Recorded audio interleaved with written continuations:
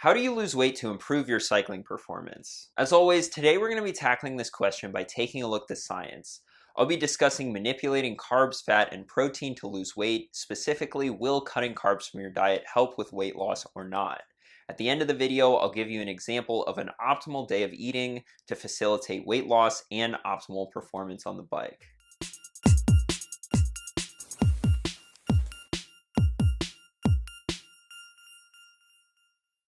Welcome back to another video. My name's Dylan and I'm a cycling coach at CTS. I've done a video on weight loss before, but it's such an important topic for cyclists that it really deserves a refresher. For the majority of riders, losing weight can be one of the most effective ways to improve your cycling performance, especially when climbing.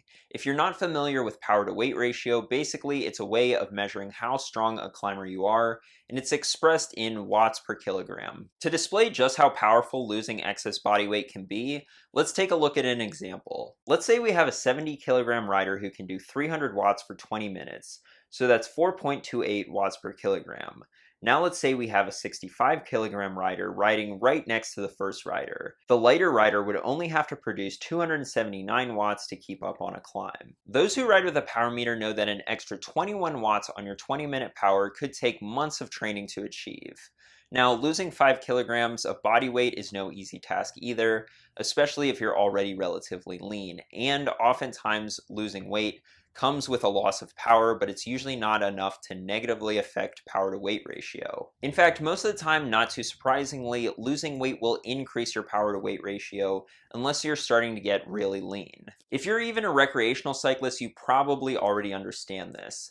Less body weight means that you can go faster uphill, but let's go ahead and get into the meat of this video because as many of us have come to learn, losing weight is a lot easier said than done. So what is the best way to go about doing it? Dude, what are you, like 17 or something? I'm pretty sure you could eat nothing but Wendy's Triple Baconators and still look like that. I mean, that's pretty much what I eat and, well, look at me. Right, I get it. As a strapping young man, my metabolism is traveling at the speed of light and I should just wait until I turn 40 and then see what happens. Everything that I'm about to say in this video is based off what the science has to say and not personal anecdotes. But if you're a regular viewer of this channel, you already knew that. Let's start things off by addressing why diets don't work.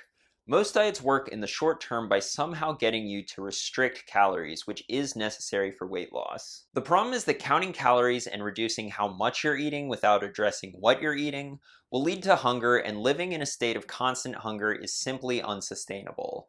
A select few will be able to lose weight this way, but they're the outliers and they have to constantly monitor portion size. And this is why the vast majority of people who go on diets fail and regain the weight back. Hunger is something that we need to overcome if we want to lose weight, but how exactly do we go about doing that? Some have suggested that manipulating macronutrient ratios by following a high-fat, low-carb diet or a high-carb, low-fat diet or any combination in between is the solution.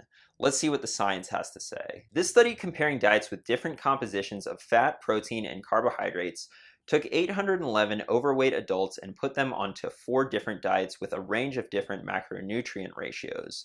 What they found was that reduced calorie diets result in clinically meaningful weight loss regardless of which macronutrients they emphasize. So basically, it didn't matter whether carbs, protein, or fat was restricted, at least when it came to weight loss. However, this study didn't come to the same conclusion, finding that fat restriction led to more body fat loss than carb restriction, even when calories were equal. So what's the difference with this study? Why are they showing more fat loss with fat restriction when the other study showed no difference? It's because this study actually looked at changes in body fat, while the other study only looked at changes in body weight. If you're just looking at the scale, the low-carb diet did result in more weight loss, but not more fat loss. The reason, low-carb diets result in greater lean mass loss, mainly through the loss of water weight. Glycogen is your body's stored carbohydrates, and glycogen contains water. When you deplete your glycogen stores by following a low-carb diet, that water goes with it. The difference between having full and depleted glycogen stores could be 4 pounds or more. So when low-carbers step on the scale and see this, it's hard not to get excited. But this isn't the kind of weight that you want to be losing.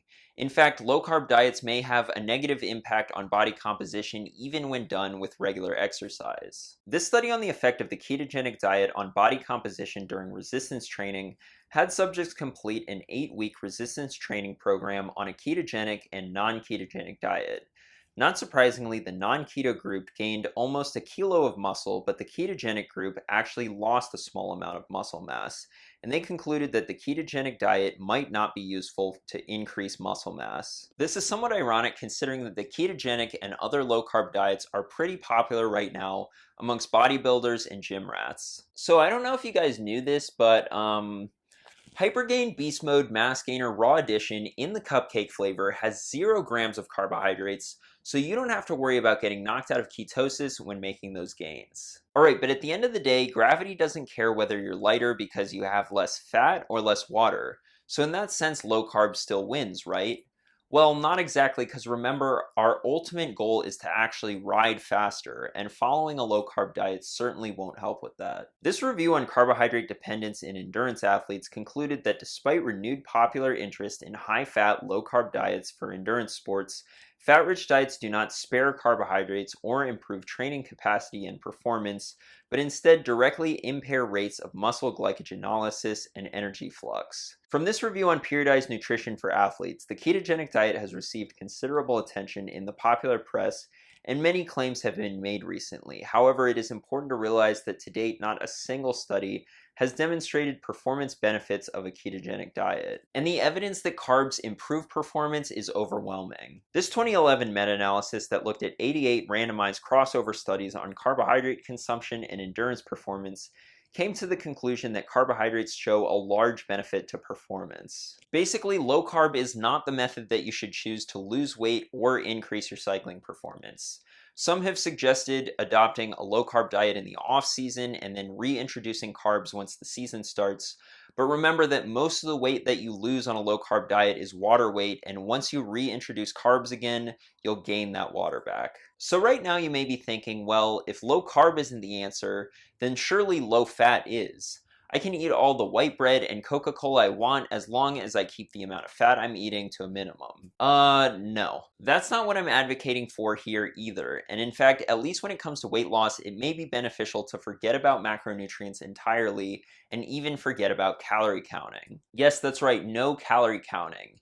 If you're counting calories, that means that you're gonna be hungry, and as we've already established, that isn't sustainable. Instead, focus on what you're eating, and in particular, make sure that it's low in calorie density, meaning that for a given weight of food, it has relatively few calories. A study on energy density of foods' effects on energy intake took 18 subjects and provided them with meals for 2 days during 3 separate testing sessions. In these 3 sessions, subjects consumed either low, medium, or high energy density or calorie density meals. The results showed that significantly more calories were consumed for the higher energy density conditions, even though the amount of food by weight was relatively similar. Calories consumed were around 1,800 calories for the high energy density group and below 1,400 calories for the low. The study concluded that energy density influenced energy intake independent of macronutrient composition, and that subjects reported no difference in feelings of hunger or fullness. Carbs, protein, fat, that wasn't as important as the overall calorie density of the diet, and these results have been shown over the long term as well. A study on energy density's effects on weight change over 6 years took 186 subjects and measured the energy density of their diet. 6 years later, they found that energy density of the diet did not change for the individuals, and that a higher energy density was associated with weight gain and a higher BMI. The study concluded that low energy density diets moderate weight gain, and that a lower energy density can be achieved by consuming more fruits and vegetables. This review on dietary energy density and body weight, looking at many studies, confirmed this, concluding that their findings highlight the growing body of scientific evidence suggesting a relationship between energy density and body weight, and that consuming diets low in energy density may be an effective strategy for managing body weight. So this whole low calorie density thing sounds pretty good in theory, but what does it actually look like? What will you actually be eating? As we can see from this calorie density chart, foods with the lowest calorie density are vegetables, averaging just 0.3 calories per gram, and then fruits averaging just 0.7 calories per gram. These are the foods that should take up the bulk of your diet, unprocessed in their whole form. That unprocessed bit is critically important. As you can see, for example, there's a huge jump in calorie density when going from unprocessed carbs to processed carbs, and unprocessed plant-based protein sources like beans, chickpeas, and lentils are generally lower in calorie density than more traditional animal-based sources. In fact, the more you center your diet around whole plant foods, generally the lower it is in calorie density and the easier it becomes to lose weight without restricting food. In this study on a whole food plant-based diet for the treatment of obesity, heart disease, and diabetes, they took obese and overweight subjects and put them on a whole food plant-based diet.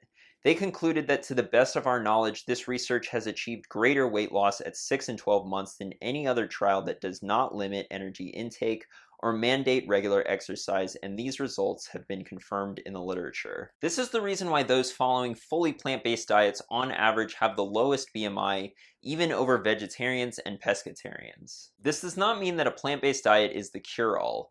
A vegan could eat nothing but French fries and Oreos and be way worse off than somebody who eats a lot of plants but also has some meat in their diet. What we can learn from these studies is that the more whole plant foods we eat, especially fruits and vegetables, and the fewer processed foods we eat, the easier it is to lose weight.